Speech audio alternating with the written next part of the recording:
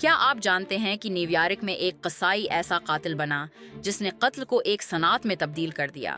رائے ڈیمیو نے 6976 سے 83 تک گمبینو خاندان کے لیے 70 سے زیادہ لوگوں کو قتل کیا۔ اس کا طریقہ جیمنی میتھڈ کہلاتا تھا۔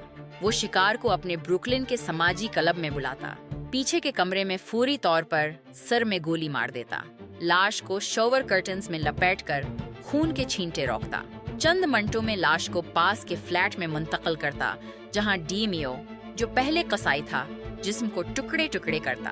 اس کے ساتھ ایک میڈیکل اسٹوڈنٹ بھی تھا جو انیٹمی جانتا تھا۔ ان کے پاس مختلف ڈسپوزل سائٹس اور صفائی کے خاص طریقے تھے جو کوئی فورینزک ایویڈنس نہیں چھوڑتے تھے۔ 83 میں جب جان گاٹی کو لگا کہ یہ طریقے فیڈرل اٹینشن لا رہے ہیں تو اس نے ڈیمیو کو قتل کروا دیا۔